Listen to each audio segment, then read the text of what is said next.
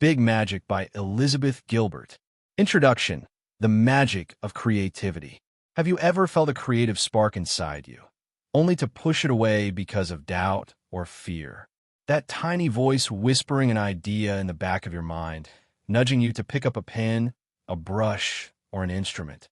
Maybe you ignored it, telling yourself you're not talented enough, not ready, or that it's too late to start. But what if I told you that creativity is not about perfection, success, or even talent? It's about embracing the magic that already exists within you. Creativity is not a privilege reserved for the chosen few. It does not belong solely to authors, artists, musicians, or actors. It belongs to everyone. Every human being is inherently creative. We are designed to dream, explore, and bring ideas to life. Whether you write poetry, build businesses, cook amazing meals, or design something beautiful, creativity is woven into the very fabric of your existence. In Big Magic, Elizabeth Gilbert unravels the myths surrounding creativity and reveals how we can live a creatively enriched life. She believes creativity is a force waiting to be welcomed, an invisible energy that seeks collaboration with those willing to embrace it. Creativity isn't about suffering for your art. It's about allowing curiosity to lead you into new realms of possibility. The journey isn't about achieving greatness.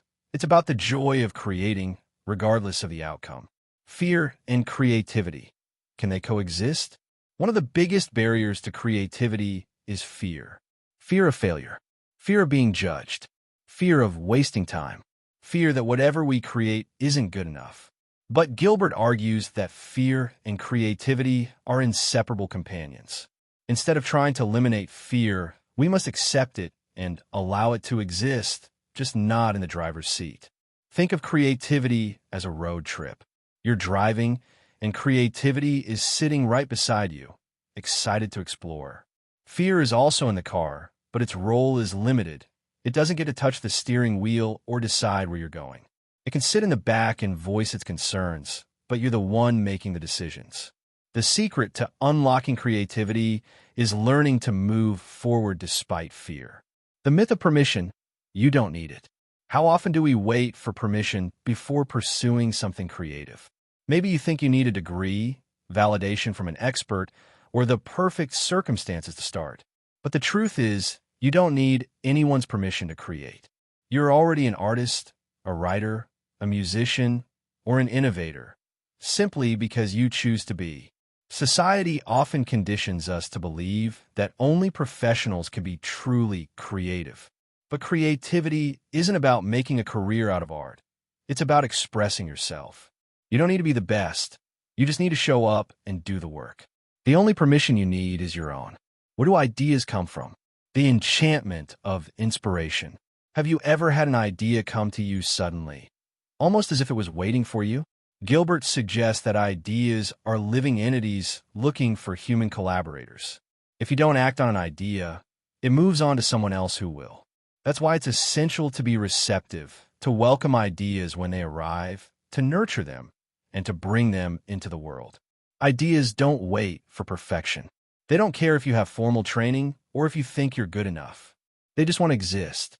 The more you practice engaging with your creativity, the more often these ideas will visit you. Overcoming perfectionism, progress over perfection. Many creative dreams die at the hands of perfectionism. You might think, if it's not perfect, why even bother? But perfection is an illusion, and chasing it leads to procrastination, frustration, and abandoned projects. Instead of seeking perfection, seek completion. Every masterpiece started as a rough draft. Every great musician once played out of tune. Every successful entrepreneur once stumbled through failures. The key is to create consistently, to embrace imperfection, and to allow yourself the freedom to be a beginner. Joyful creativity, making it fun again. Creativity doesn't have to be a struggle. Contrary to the stereotype of the tortured artist, Gilbert argues that creating should be joyful. The process should be exciting, playful, and rewarding. If you approach creativity with curiosity and fun, you're more likely to stick with it. Think about children. They create without self-doubt. They paint, dance, and tell stories purely for the joy of it. Somewhere along the way, we lose that uninhibited creative energy, but we can reclaim it. Create not for approval, not for money, not for success. Create because it feels good. Living creatively, a lifelong journey. A creative life isn't about quitting your job and becoming a full-time artist. It's about making space for creativity in your everyday existence. Whether that means writing for 10 minutes a day, doodling in a notebook, experimenting in the kitchen, or brainstorming new ideas, every act of creativity adds magic to your life. A creative life is one lived curiously, fearlessly, and authentically. It's about showing up, putting in the work, and trusting that inspiration will meet you along the way. There's no right way to do it, just your way. And that's the most powerful part. The magic is already within you. Creativity isn't something you have to earn or chase. It's something you already have. The only thing standing between you and a creative life is the decision to embrace it. Say yes to the ideas that come your way. Say yes to curiosity. Say yes to trying, failing, learning, and growing. No more waiting for permission. No more letting fear hold you back. It's time to create, to explore, and to see where the journey takes you.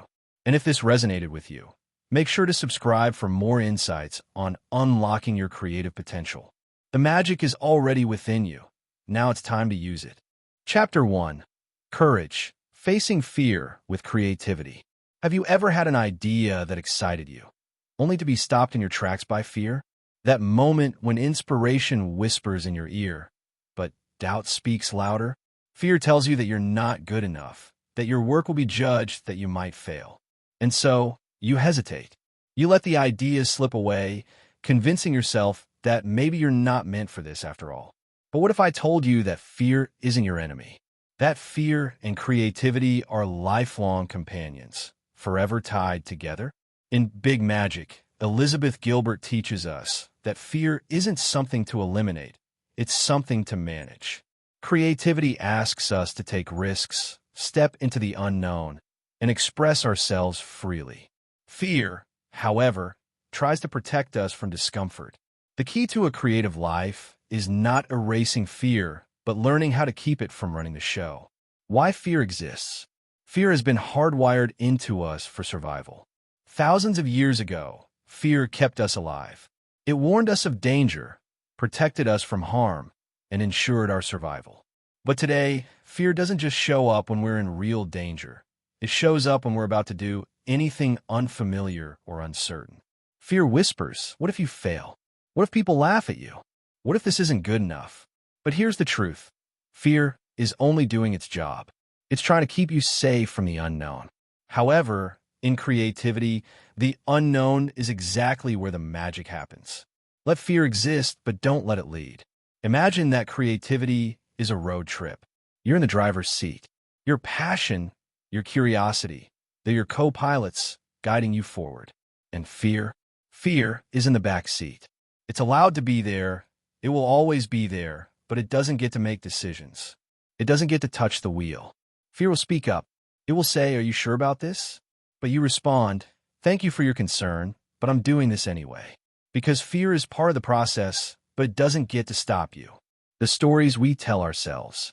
Many of us believe stories about ourselves that aren't true. We tell ourselves that we aren't creative, that we're too old to start something new, that we're not talented enough. These stories become the walls that trap our creativity. But what if you change the story? What if instead of saying, "I'm not good enough," you said, "I am willing to try"? Elizabeth Gilbert shares how many talented people stop creating because they believe their work isn't perfect. But perfection is a trap. It's fear disguised as ambition. Instead of striving for perfection, strive for completion. Make something, finish it, share it, and move on to the next. Real courage in creativity. Courage isn't about the absence of fear. It's about acting despite it. Every great artist, writer, musician, or creator has felt fear. The difference is that they chose to create anyway. Think about Vincent van Gogh. He painted tirelessly despite never achieving recognition in his lifetime. Think about J.K. Rowling. who faced rejection multiple times before Harry Potter was published. These creators weren't fearless, they were courageous. They felt the fear and still moved forward. Courage means making space for your creativity even when self-doubt creeps in. It means accepting that you may fail, but trying anyway. Because in the end, the real failure isn't creating something bad. It's not creating at all. Practical ways to build creative courage. If fear has been holding you back, here are ways to move forward. Acknowledge fear without fighting it. When fear shows up, don't try to push it away. Instead, acknowledge it. Say, I see you, fear. I know you're here to protect me, but I don't need protection right now. Make a deal with fear. Tell your fear, you're allowed to exist, but you don't get to control my decisions. This small mindset shift can free you from its grip. Start small. If a big creative project scares you, start with something tiny. Write one paragraph instead of a whole book. Draw for 10 minutes instead of an hour. Small steps build courage over time. Detach from the outcome. Fear is often linked to results. What if this isn't good enough? But creativity thrives when you focus on the process, not the outcome. Create because you love it, not because of what others will think. Find a supportive community. Being around other creative people can help you see that fear is normal. Share your struggles, learn from others, and encourage each other to keep going. Remind yourself of what's at stake. If you don't create, who will? The world needs your voice, your art, your ideas. Fear might be convincing, but regret is worse.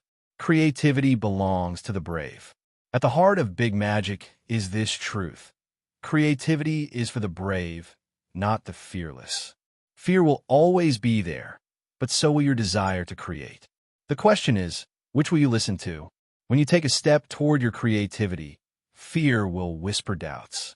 But you can choose to respond with courage. You can choose to create, not because you are unafraid, but because you refuse to let fear make your choices for you. So go ahead, write, paint, dance, start that project. Fear may be there, but creativity is too. And creativity, when embraced with courage, will lead you to places you never imagined. Chapter 2. Enchantment, the mysterious nature of ideas. Where do ideas come from? Why do some people seem to have endless creative energy while others struggle to find inspiration? The truth is, ideas are not entirely our own. They are living forces that move through the world, searching for someone to bring them to life. In this chapter, we explore the magic of inspiration. Ideas come and go like whispers in the wind, visiting those who are open and ready. But what happens when you ignore an idea? Does it vanish? Or does it find someone else? Creativity thrives when we create space for it. By living with curiosity, saying yes to inspiration, and taking action on our ideas, we invite enchantment into our lives. And when we do, we discover that creativity isn't just about talent. It's about saying yes to the mysteries of the universe. Stay with us as we unlock the secrets of creative inspiration in Big Magic. Chapter 3. Permission, giving yourself the right to create. Many people believe they need permission to be creative. They wait for someone to tell them they're talented enough, trained enough, or worthy enough to pursue their passion. But creativity isn't about permission. It's about claiming your right to create. In this chapter, we will break down the myths that hold us back. You don't need a degree in art to paint. You don't need a publisher's approval to write. You don't need the world's validation to follow your curiosity. The only permission you need is your own. Elizabeth Gilbert reminds us that throughout history, creativity has never belonged to just professionals. Ordinary people have always created cave drawings, folk songs, handmade quilts. Art isn't reserved for the elite. It belongs to everyone. And that includes you. This chapter will explore how to free yourself from self-doubt, embrace imperfection, and step fully into your creative identity. Creativity isn't something you earn. It's something you already have. And the moment you stop waiting for permission is the moment your creative life begins. Chapter 4. Courage. In this chapter, Elizabeth Gilbert discusses the importance of courage in the creative process. She explains that fear will always be present, but creativity requires the ability to move forward despite it. She shares how fear often tries to keep us safe, but it also prevents us from achieving great things. Gilbert encourages us to create in spite of fear and not let it dictate our actions. She acknowledges that creativity is not a guaranteed success, but that it's worth pursuing because it leads to growth, satisfaction, and an authentic connection with the world. To truly embrace creativity, we must shift our mindset. Instead of seeking validation from others or fearing failure, we should focus on doing the work for its own sake. Gilbert emphasizes that the most successful creators are not those who never face doubt, but those who choose to create despite it. She highlights that embracing creativity requires a mix of courage and vulnerability. By sharing our ideas with the world, we open ourselves up to criticism, but we also open ourselves up to the beauty of self-expression and the possibility of making a lasting impact. Chapter 5, Permission. In this chapter, Gilbert explores the idea of giving yourself permission to be creative. She emphasizes that no one else has the authority to grant you permission to pursue your artistic endeavors. If you want to create, you must give yourself permission to do so without waiting for approval from others. Gilbert challenges the belief that creativity is reserved for the chosen few and encourages readers to take ownership of their creativity. She emphasizes that there is no right or wrong way to create. The key is to start. When we give ourselves permission to create, we free ourselves from the expectations and limitations placed on us by society and by our own doubts. This chapter is a powerful reminder that you don't need to wait for external validation to start creating. All you need is the courage to begin and the permission to follow your passion. Chapter 6, Persistence. In this chapter, Gilbert focuses on the importance of persistence in the creative process. She argues that creativity is not about waiting for inspiration, but about showing up consistently, day after day, and doing the work. Persistence is what separates the dreamers from the doers. Gilbert shares stories of famous artists and creators who faced rejection, failure, and long periods of struggle before achieving success. She reminds us that creativity requires discipline and commitment, and the key to success lies in not giving up when things get tough. She urges readers to trust the process, even when the outcome is uncertain. The act of creating itself is valuable, regardless of the result. Persistence in the face of obstacles is what allows creativity to flourish and produce something meaningful. Chapter 7, Trust. In this chapter, Gilbert discusses the importance of trusting the creative process and having faith that your ideas will come together. Trusting the process means letting go of control and allowing creativity to unfold naturally, without trying to force it or predict the outcome. It's about believing that the work you're doing matters, even if it doesn't seem to make sense in the moment. Gilbert reminds us that creativity is often a mystery, and there is no logical explanation for why some ideas work and others don't. However, trusting the process means believing that the right ideas will come to you at the right time.